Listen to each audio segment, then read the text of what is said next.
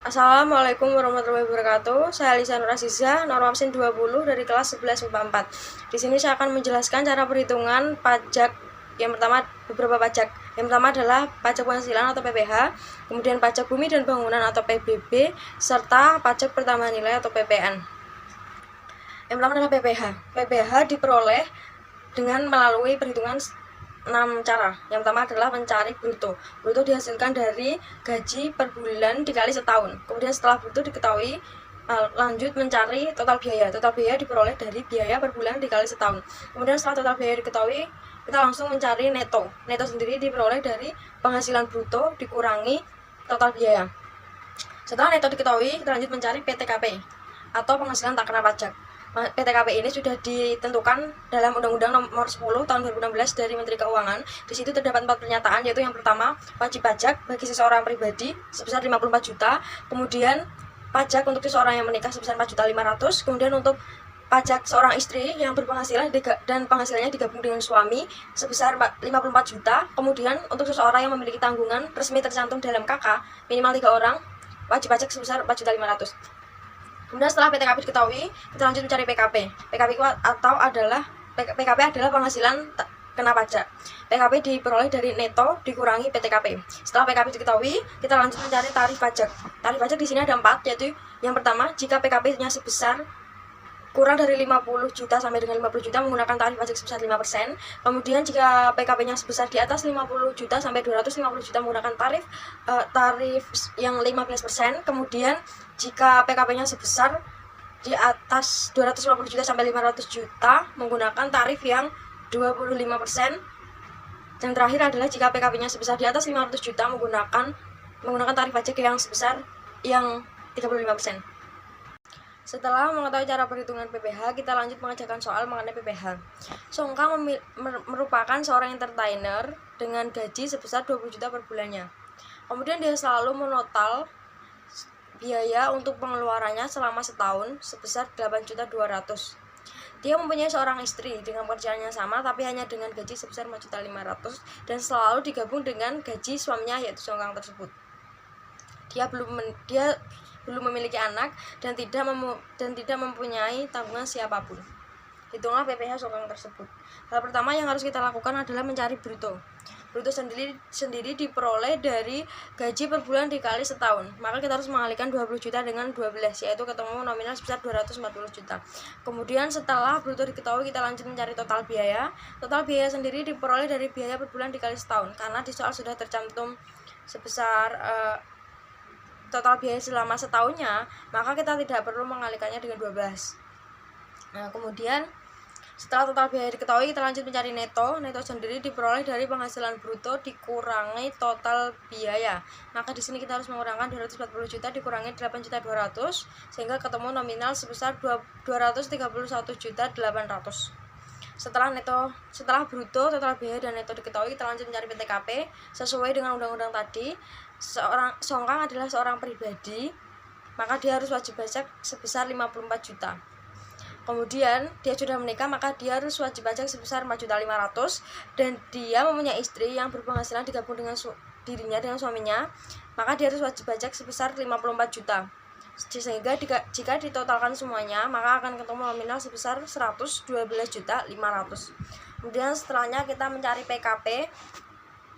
PKP sendiri diperoleh dari neto dikurangi PTKP, maka di sini kita harus mengurangkan 231.800.000 dengan 112.500.000. Kita kurangkan hingga ketemu nominal sebesar 119.300.000.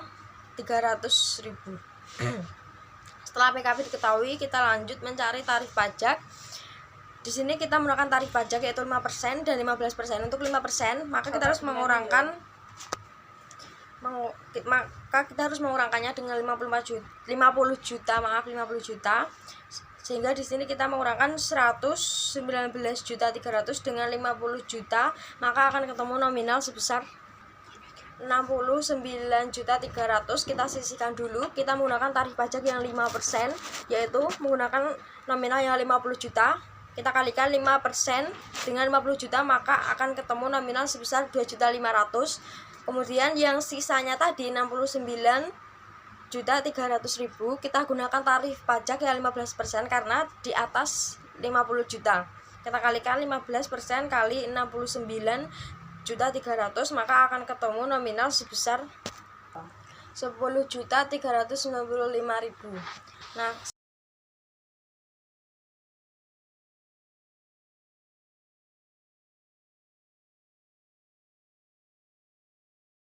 kemudian pajak selanjutnya adalah PBB atau pajak bumi dan bangunan.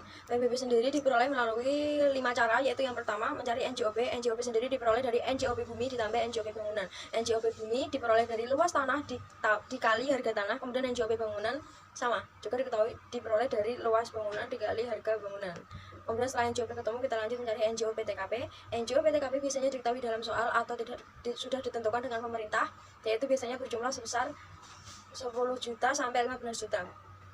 Kemudian setelah NJOP TKP diketahui, kita lanjut mencari NJKP. NJKP sendiri diperoleh dari NJOP dikurangi NJOP TKP.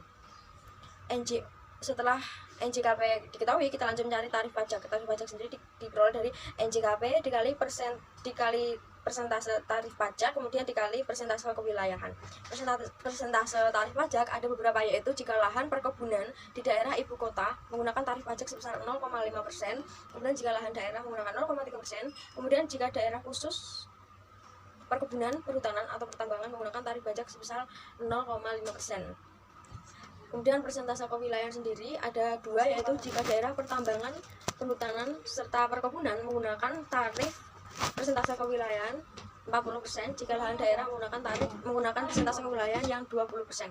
Kemudian setelah mengetahui cara perhitungan dari PBB atau pajak bumi dan bangunan, kita lanjut mengerjakan soal mengenai PBB. Contoh soalnya, Sehun memiliki tanah seluas 144 meter dengan harga 18 juta per meternya.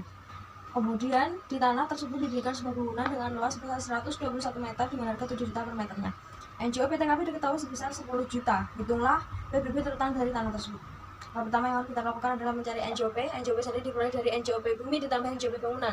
NJOP bumi diperoleh dari luas tanah dikali harga tanah, yaitu kita harus malingkan 144 juta dikali 18 juta hingga ketemu nominal sebesar 2 miliar 542 juta. Selanjutnya kita mencari NJOP bumi, NJOP bangunan. Kita harus menjumlahkan luasnya, yaitu 121 meter dikali harganya per meter, yaitu 7 juta hingga ketemu nominal sebesar 847 juta. Setelah dua NJOP tadi diketahui, kita langsung menambahkan nominalnya kedua nominal tersebut, yaitu 2 miliar 542 juta ditambah dengan 847 juta hingga ketemu nominal sebesar 3 miliar 439 juta. Setelah NJOP diketahui, kita langsung mencari NJOP TKP. NJOP TKP sudah diketahui tadi dalam soal, itu sebesar 10 juta. Kemudian selanjutnya kita mencari NJKP. NJKP sendiri diperoleh dari NJOP dikurangi NJOP TKP. Maka kita harus mengurangkan 3 miliar 439 juta dikurangi dengan 10 juta hingga ketemu nominal sebesar 3 miliar 429 juta. Setelah NJKP ketemu, kita lanjut mencari tarif pajaknya, yaitu NJKP dikali tarif pajak dikali persentase kewilayahan. NJKP-nya sebesar 3 miliar 429 juta.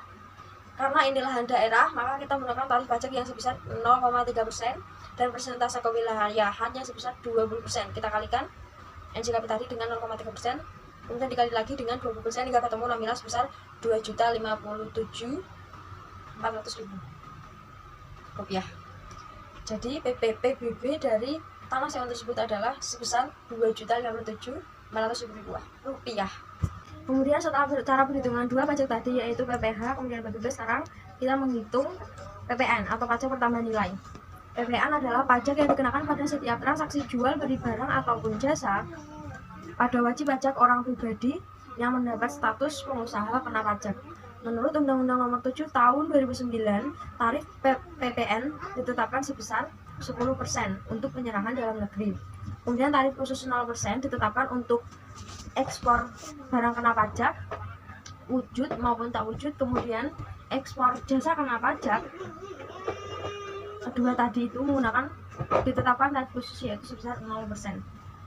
Kemudian untuk PPNBM atau pajak pertambahan nilai atas barang mewah, Menurut pasal 8, tarif penjualan atas barang mewah serendah-rendahnya sebesar 10%, kemudian setinggi-tingginya adalah 200%. Kemudian untuk ekspor barang kena pajak yang tergolong barang mewah dikenai pajak sebesar 0%. Kemudian setelah mengetahui cara perhitungan dari PPN atau pajak pertambahan nilai, kita lanjut mengerjakan soal mengenai PPN. Yang pertama yaitu toko laris menjual almari dengan harga sebesar 25 juta. Hitunglah PPN terutang dari barang tersebut. Hal pertama yang harus kita lakukan, pertama dan terakhir yang harus kita lakukan adalah menjumlahkan atau mengalikan 25 juta dengan 10%. Maka akan diketahui nominal sebesar 2.500.000. Jadi PPN terutang dari barang tersebut adalah 2.500.000. Sekian penjelasan dari saya mengenai 3 cara perhitungan pajak tadi, yaitu yang pertama adalah PPh atau pajak penghasilan, kemudian PBB atau pajak bumi dan bangunan, serta PPN atau pajak pertambahan nilai. Bisa disimpulkan bahwa cara yang paling berdetailnya adalah yang pajak penghasilan, dan cara yang paling mudah adalah untuk mencari PPN. Sekian dari saya, semoga paham. Wassalamualaikum warahmatullahi wabarakatuh.